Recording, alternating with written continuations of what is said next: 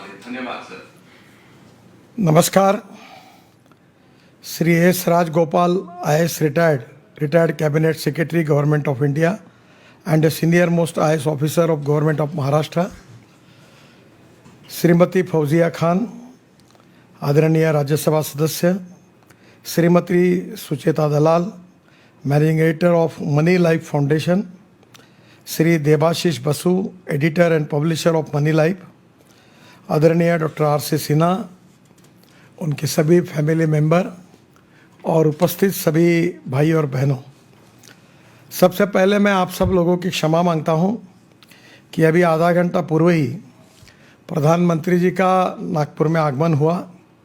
आज सुबह की फ़्लाइट से मैं मुंबई आने वाला था, पर प्रोटोकॉल के हिसाब से मुझे नागपुर उपस्थित रहना पड़ा, इसलिए मैं मुंबई नहीं आ पाया। इसलिए मैं आप सब लोगों की क्षमा मांगता हूं।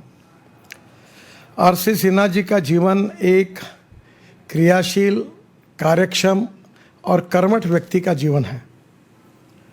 उनका जन्म उत्तर प्रदेश में लखनऊ में हुआ, पर महाराष्ट्र के IAS कैडर में उनको यहाँ संधि मिली और जिसके कारण महाराष्ट्र के अनेक डिस्ट्रिक्ट में वो अलग अलग पदों पर काम करते हुए उन्होंने अपनी गुणवत्ता का परिचय दिया।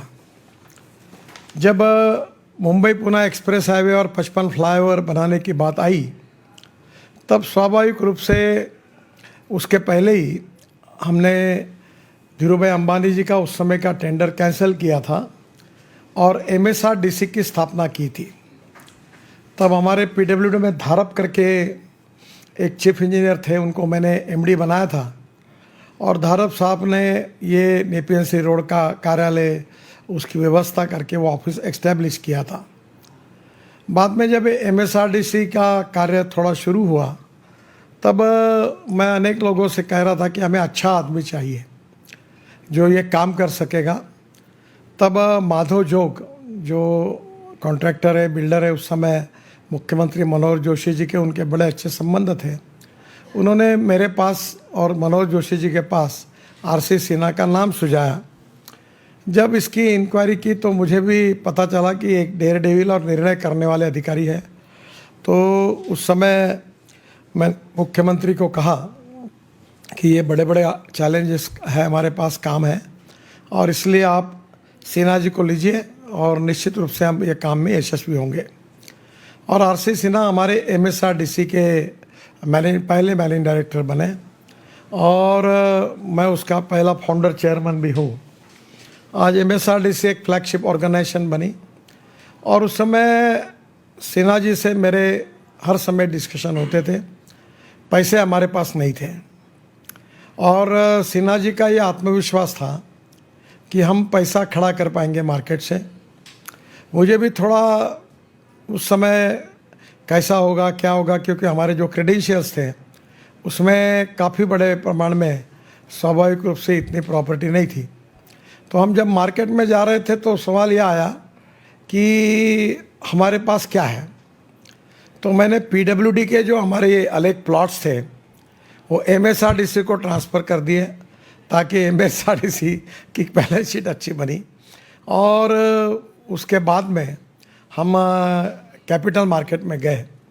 DSP मेरी लिंच करके कंपनी थी, देसाई साहब उसके प्रमुख थे और धनंजय मुंगड़े उस समय हमारे बीच में काम करते थे। और सिन्हा साहब ने कुछ जगह पर, मैंने अनेक जगह पर जाकर मुंबई के flyovers, 55 flyovers, Mumbai Pune express highway, Worli Bandra sea link project की इकोनॉमिक वायबिलिटी के बारे में अलग अलग लोगों को प्रेजेंटेशन दिया। और ये करते समय अनेक लोगों पर, चैम्बर ऑफ कॉमर्स में अनेक जगह पर लोगों को ये प्रोजेक्ट की जानकारी दी। और जब हमने ये बॉन्ड इशू लॉन्च किया तो ये ओवर सब्सक्राइब हुआ। हमको चाहिए थे 500 करोड़, हमको मिले 1150-1200 करोड़। दूसरे बार हमको चाहिए थे 550 करोड़, हमको 1250 करोड़ रुपए मिले। ये जो मार्केट में पैसा मिला, इसमें सिन्हा साहब की भूमिका बहुत महत्वपूर्ण थी। पॉजिटिविटी के साथ, कॉन्फिडेंस के साथ लोगों को उन्होंने आत्मविश्वास से ये महसूस करवाया कि हम ये कर सकते हैं, हम करेंगे और प्रोजेक्ट्स में इकोनॉमिक वायबिलिटी है। उन्होंने काम करते समय, उस समय बाला साहब ठाकरे थे, मनोहर जोशी मुख्यमंत्री थे, गोपीनाथ मुंडे उप मुख्यमंत्री थे और अड़चनें बहुत थी, पर सिन्हा साहब ने और हमने, ये एक इतिहास है। आज मैं बड़े बड़े मुंबई पुणे से भी 10 गुना बड़े हाईवे बना रहा हूँ, पर मुंबई पुणे एक्सप्रेस हाईवे में एक बड़ी इंटरेस्टिंग बात थी कि उसकी एक एक्चुअल कीमत, जब हमने टेंडर निकाला था 3 बिडर आए थे, तब रिलायंस इंडस्ट्री की ऑफ़र थी, वो थी 3600 करोड़ की, और हमारा ये सबका अनुमान था कि हम 1800 करोड़ में रोड बनाएंगे। और उस समय लीगली 3 टेंडर आने के बाद उनका काम रिजेक्ट करना ये बहुत कठिन था। तो मैंने धीरू भाई को उस समय कहा कि आप 1800, 2000, ठीक आखिर 2200 रुपये करोड़ तक आप करेंगे तो हम कंसिडर करेंगे, पर 3600 करोड़ अमाउंट बहुत ज़्यादा लगती है। उन्होंने कहा कि यह संभव नहीं है। फिर हमने वो रिजेक्ट किया। रिजेक्ट करने में काफ़ी अड़चनें, दिक्कतें आई, विशेष रूप से उनके संबंध ऊपर तक थे, पर हमने वो निर्णय किया, जो सिन्हा साहब उसके मेरे साथ थे। और उसके बाद में धीरू भाई अंबानी को समझाने के लिए भी मैं गया था, पर उसके बाद में सिन्हा साहब ने बैठकर एक नई योजना मुझे बताई, और वो मुझे लगता है अगर उसका पालन अगर हिंदुस्तान में सब जगह होगा तो हिंदुस्तान का इंफ्रास्ट्रक्चर 10 गुना गति से बढ़ेगा। उन्होंने जो स्कीम दी थी, उन्होंने कहा कि हम रोड बनाने के पहले हम इसके 10-12 पैकेजेस जो है उसके लिए प्रोजेक्ट मैनेजमेंट कंसल्टेंसी को चुनेंगे, और उसमें 50%, क्योंकि उस समय इतने बड़े बड़े काम हमारे यहाँ नहीं हुए थे, तो ये तय किया गया था कि 50% जो फॉरेन कंपनी होगी, 50% इंडियन कंपनी होगी, और टोटल प्रोजेक्ट कॉस्ट के 2.5 से 3% हम उनको देंगे। और मुझे खुशी है कि हमने पीएमसी करीब हमने सिलेक्ट की, और उनको एक्सप्लोजिव का लाइसेंस, इन्वायरमेंट फॉरेस्ट क्लियरेंस से लेकर सब प्रकार के काम A to Z, जैसे शादी में बैंड बजाने वाले से घोड़ा लाने तक एक ही व्यक्ति करता है, वैसे उनको हमने काम दिया। उसमें वर्ल्ड की बड़ी अच्छी अच्छी कंपनियां आई और उन्होंने ही टेंडर पेपर तैयार किया। और टेंडर पेपर तैयार करने के बाद हमने, उसमें मुझे बड़ी खुशी है, उसमें L&T को 2 पैकेज मिले, हिंदुस्तान कंस्ट्रक्शन को 2 पैकेज मिले, IGM कंपनी है मलेशियन, उसको 2 पैकेज मिले, फिर एक कास्टा करके कंपनी आई थी स्वीडन की, उनको भी काम मिला था, और अलग अलग प्रकार के सब लोगों ने मिलकर, टनल के काम थे बहुत, और कोंकण रेलवे को हमने नॉमिनेशन बेसिस पर टनल के काम दिए, उन्होंने भी अच्छा काम किया।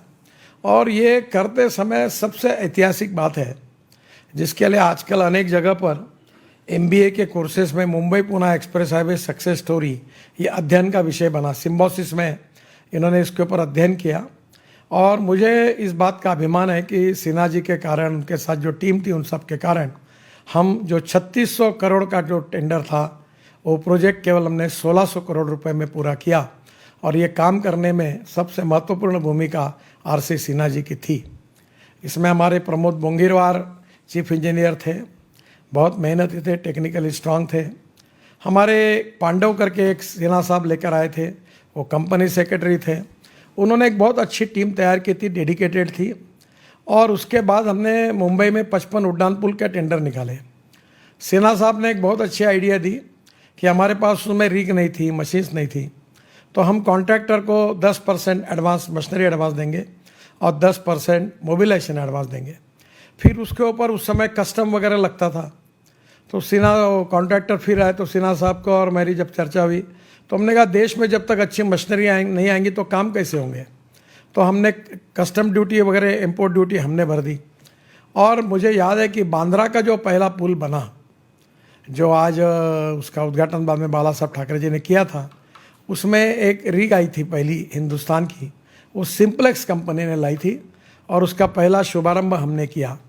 रेडी मिक्स कंक्रीट मिक्सर्स, ये रेडी मिक्स कंक्रीट प्लांट, ये जो मैंने कहा, इस प्रकार की पूरी नई नई मशीनरी उस समय हमने पहली बार हिंदुस्तान में लाई, और उनको हमने इंपोर्ट ड्यूटी भी भरी, और जिसके कारण हिंदुस्तान के कंस्ट्रक्शन में क्वालिटेटिव चेंज हुआ। मुझे याद है कि ये पुल बनाते समय ये जो हमारे VT के सामने JJ हॉस्पिटल VT फ्लाईओवर हमने बनाया, जो गैमन ने बनाया था, उसके जो कंसल्टेंट है श्रीनिवासन, वो उस समय हांगकांग में रहते थे, इंडियन ओरिजिन के थे, और आज भी उसके एक्सपांशन जॉइंट्स ऐसे हैं और क्वालिटी ऐसी बनी हुई है कि मैंने अभी उसके बाद हजारों ब्रिजेस बनाए, बड़े बड़े, उससे 10 गुना बड़े बनाए होंगे, पर ऐसे एक्सपांशन जॉइंट आज भी नहीं है। आज भी स्थिति अच्छी है। कभी कभी अज्ञान के अभाव में कैसा होता है, तो हमने दोनों बाजू में साउंड बैरियर्स करके बोर्ड लगाए थे, तो बाद में हमारी सरकार आने के बाद MSRDC ने उसको एडवर्टाइजमेंट के लिए भेज दिया और उस पर पोस्टर चिपका दिया। फिर मैंने MSRDC को फ़ोन किया कि ये पोस्टर, ये छुईत है, इसमें से आवाज़ जाता है और साउंड पोल्यूशन नहीं होता है। तो एक प्रकार से उस समय अच्छी टेक्नोलॉजी यूज़ करके फ्लाईओवर्स भी बने।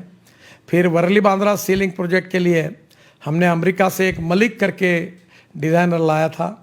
उसमें काफ़ी उस समय कठिन थी इतना बड़ा काम करना। ACC को काम मिला था। बाद में वो कॉन्ट्रैक्टर फिर श्रीनिवासन आए, क्योंकि हमारी सरकार बाद में नहीं थी। पर वर्ली बांद्रा ये एक स्टेट ऑफ आर्ट प्रोजेक्ट बना, ये भी सिन्हा जी का ही काम है। इसके बाद में Mumbai Pune express highway, 55 flyover और ये वर्ली बांद्रा सीलिंग के कारण सिन्हा जी को भी काफ़ी बड़ा नाम मिला। लोगों ने उनको रिकॉग्नाइज़ किया, और विशेष रूप से IAS ऑफिसर में एक सिन्हा जी की इमेज बनी कि ही इज़ ए गो गेटर, ये काम करके दिखा सकता है। और उन्हीं की ये रेपुटेशन में बाद में रिटायर्ड होने के बाद 1-2 बार उनको एक्सटेंशन मिले, और मुझे खुशी है कि बाद में चंद्रबाबू नायडू उनको हैदराबाद लेके गए।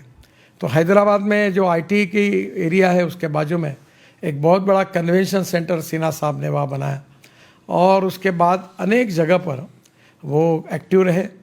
मैं जब मंत्री बना तो मेरे एडवाइज़र के रूप में उन्होंने काफ़ी पॉलिसी बनाने में मुझे दिल्ली में भी सहयोग किया, और देश भर में इंफ्रास्ट्रक्चर में अनेक जगह जगह पर जाकर उन्होंने मार्गदर्शन किया।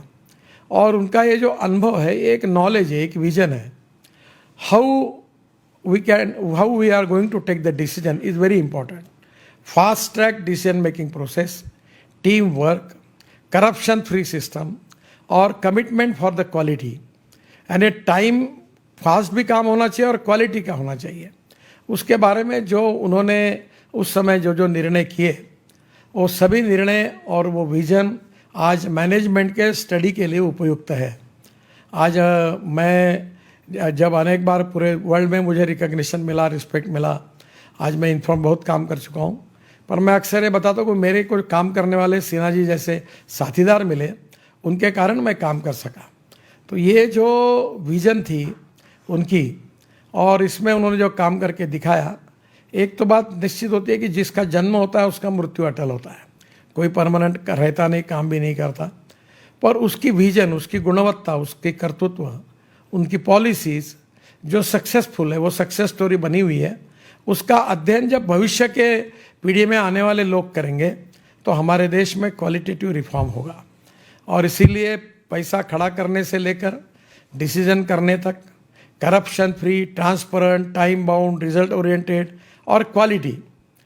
आज सिन्हा साहब, आज मुझे खुशी होती है कि मुंबई में जो रोड होते हैं वो हर साल ख़राब होते हैं। लोग मुझे समझते कि मैं उसके लिए जिम्मेदार हूँ, तो मैं बोलता हूँ मैं तो मुंबई पुणे हाईवे हमने बनाया था। तो आज भी मुंबई पुणे एक्सप्रेस हाईवे पर इतनी बरसात आने के बाद भी गड्ढे नहीं पड़े। मुझे याद है कि जब मुंबई पुणे हाईवे बना रहे थे तो 2 लॉबी बड़ा हमारे ऊपर प्रेशर करती थी। एक बोलती थी बिटुमिन का रोड बनाओ, एक बोलती थी डांबर का रोड बनाओ।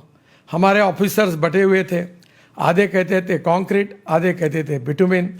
हमारे सामने यक्ष प्रश्न था, पर हमने कहा नहीं, क्वालिटी के साथ कोई कॉम्प्रोमाइज़ नहीं। पैसे लगेगा ज़्यादा तो लगेगा, पर हम अच्छा बेस करेंगे। वो डिज़ाइन बनाने में प्रमोद बोंगेवार जी ने बहुत मेहनत की, उनके साथ जो इंजीनियर्स थे उन्होंने बहुत मेहनत की। अभी वो दंडवते थे, बाद में हमारे नागपुर का एक एग्जीक्यूटिव PWC हमने अच्छे लिए थे, वो अभी नाम भूल रहा हूँ मैं, कोराने थे। ये सामान्य इंजीनियर्स थे, पर उन्होंने सब जगह पर अच्छा प्लानिंग किया, अच्छा काम किया। और उनके साथ हम लोगों ने, ये हमारे मिनिस्ट्री में कम से कम ये उस समय 5-6 हज़ार करोड़ के काम करने के लिए 18-20 हज़ार लोग थे, और MSRDC में केवल 49 लोग थे। इसका कारण सिन्हा साहब ने जो मैनेजमेंट तैयार की थी उसमें distribution of work and division of power दोनों थे।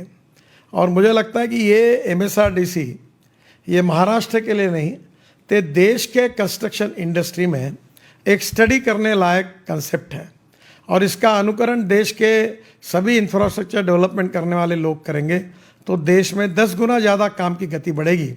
आज मैंने प्रोजेक्ट मैनेजमेंट कंसल्टेंसी को हमारे यहाँ NHI में मैंडेटरी किया है कि नहीं, अभी यही सिस्टम को आप रखिए। DPR गलत बनते हैं, अब DPR प्रोजेक्ट मैनेजमेंट कंसल्टेंसी बनाएगी, सुपरविजन करेगी, डिज़ाइनिंग करेगी, लैंडस्केपिंग करेगी, इतना ही नहीं तो लैंड एक्विजिशन करेगी, लाइसेंसेस A to Z सब काम करेगी। तो नेचुरली एक व्यक्ति के ऊपर जिम्मेदारी होने के साथ हमें निश्चित रूप से फ़ायदा भी होता है, और जो डिटेल प्रोजेक्ट रिपोर्ट तैयार करते हैं उन्हीं को एग्जीक्यूशन करके सुपरविजन करना है। तो एक पूरी टीम जिसके पास सब प्रकार का एक्सपर्टाइज है, that is really a good solution. Worli Bandra के समय सिन्हा साहब को याद होगा कि अंग्रेजी अखबार वाले, शायद मुझे लगता है कार्यक्रम में सुचिता दलाल उपस्थित है, तो उस समय खूब हल्ला मचाया गया कि अंबेडकर का स्मारक टूट जाएगा, सावरकर का स्मारक टूट जाएगा, मछली मर जाएगी। फिर VP सिंह आए थे, उनका ऑपरेशन हुआ था, विलासराव देशमुख उन्होंने उसको स्टे भी दिया था। तो बहुत बड़ा विवाद खड़ा किया। अखबार वाले, अंग्रेजी अखबार वाले रोज़ वर्ली बांद्रा के खिलाफ लिखते थे। मैं भी तंग हो गया कि क्या करना अब।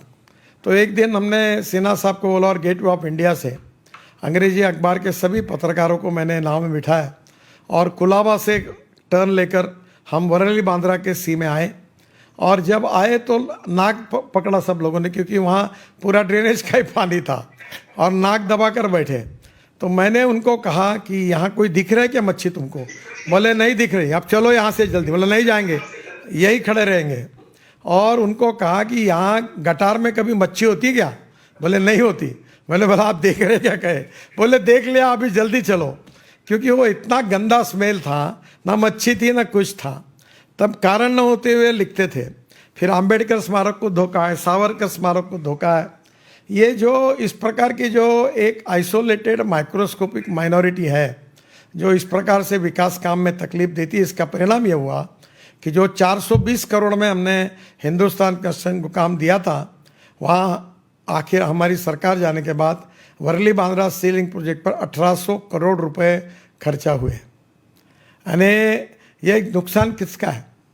आज मुंबई की जनता को उतने दिन और पैसा देना पड़ेगा। तो मुझे लगता है कि कहीं ना कहीं इन सब अनुभवों का एक बार जतन होने की आवश्यकता थी। फाइनेंशियल मॉडल से लेकर टेक्निकल मॉडल तक, मैनेजमेंट मॉडल से लेकर छोटे से इंजीनियर तक। मुझे याद है एक मोहल्ले करके एग्जीक्यूटिव इंजीनियर था, मुंबई पुणे हाईवे पे काम करते थे। तो मेरी बहुत इच्छा थी, वहाँ उस समय लोनावाला खंडाला में एक्सेस नहीं था, तो उनको मैंने कहा सिन्हा साहब इसको एक मोबाइल फ़ोन दे दो, वहाँ कनेक्टिविटी नहीं है। तो ये वहाँ बेचारा साइट पे रहता है।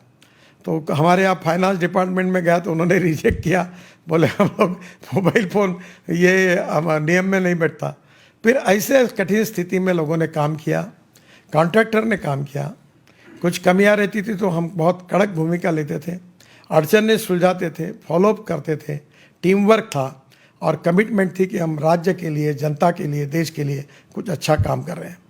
मेरे जीवन के अनुभव में सिन्हा साहब के साथ काम करने का जो उपयोग मुझे हुआ, उसमें सिन्हा साहब और मैं दोनों भी निश्चित रूप से ऋणी हैं मुख्यमंत्री मनोहर जोशी जी के। वो बेचारे आज हमारे बीच में नहीं हैं, पर जब जब अड़चनें आती थी तो मनोहर जोशी हमें हर समय पूरे पीछे खड़े रहते थे।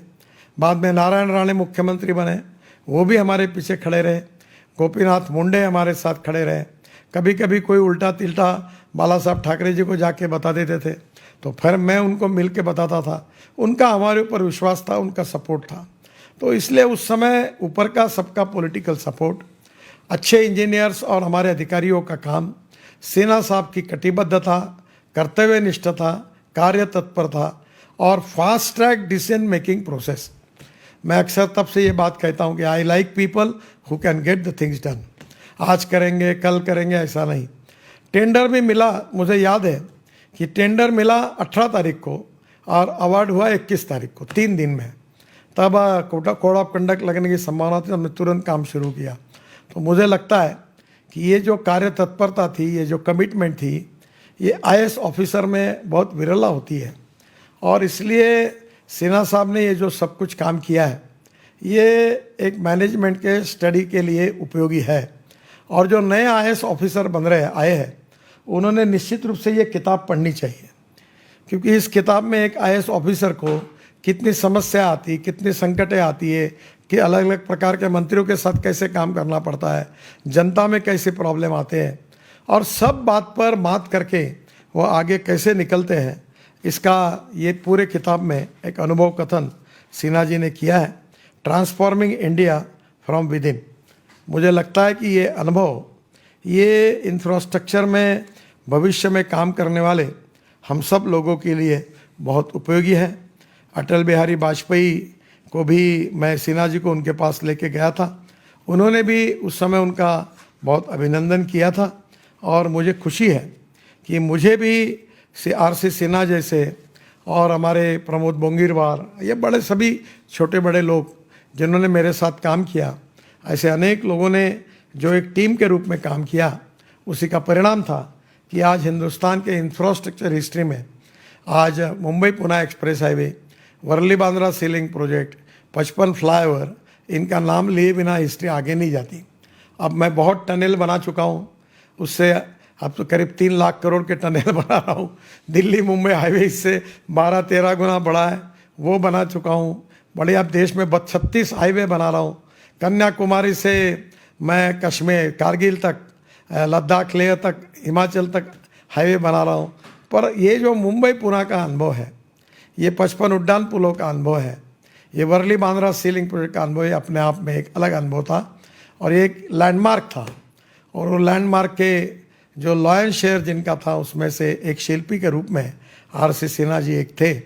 और उनका ये कार्य और उनका इस प्रकार का कर्तृत्व हमारा देश और हमारा राज्य कभी भूल नहीं सकता। ये बात ज़रूर होती है कि पीढ़ियाँ बदलते रहती है, लोग बदलते रहते हैं, परिस्थितियाँ बदलती रहती है, पर भूतकाल के यशस्वी अनुभव से भविष्य की योजना जब बनेगी तो ही अच्छा फ्यूचर बनेगा। मुझे बहुत खुशी है कि मैं विशेष रूप से मैनेजमेंट कॉलेज जो है उनको, जो बिजनेस एडमिनिस्ट्रेशन या सिविल इंजीनियरिंग के एडमिनिस्ट्रेशन के बारे में काम कर रहे हैं, ऐसे आईआईटी, इंजीनियरिंग कॉलेजेस और मैनेजमेंट कॉलेजेस को निश्चित रूप से कहूँगा कि सिन्हा जी का ये जो जीवनी है, इसका निश्चित रूप से अध्ययन करें। इससे बहुत सी बातें उनको ऐसी सीखने के लिए मिलेगी जो हमारे देश के लिए बहुत उपयोगी होगी। सिन्हा साहब का एज भी अभी काफ़ी हुआ है, पर अभी भी उनके काम करने की उमंग है। मैं उनको बोलता हूँ, सिन्हा साहब अभी अकेले मत जाइए, अभी आपका उम्र काफ़ी हुआ है, पर उत्साह है, पॉजिटिविटी है, कुछ करने की इच्छा है, जिद्द है, और इच्छा शक्ति और आत्मविश्वास के साथ अभी भी मैं कुछ कर सकता हूँ, ये उमंग है। ये उनके पर्सनैलिटी की विशेषता है। और इसलिए कभी परिस्थिति में कुछ भी हो, पर हम चलते रहना चाहिए और समस्याओं पर मात करके आगे जाना चाहिए। यही उनका स्वभाव रहा। मैंने उनको बहुत नज़दीक से देखा है, मेरे पारिवारिक संबंध उनके और उनके परिवार के साथ रहे।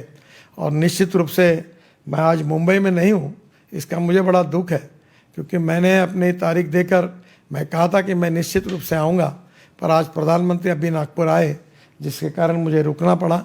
इसलिए मैं सिन्हा जी का और उनकी पूरी फैमिली का मैं क्षमा मांगता हूँ। और आप सब लोग जो उपस्थित हैं, उनको हृदय से बहुत बहुत शुभकामनाएं और शुभेच्छाएं देता हूँ।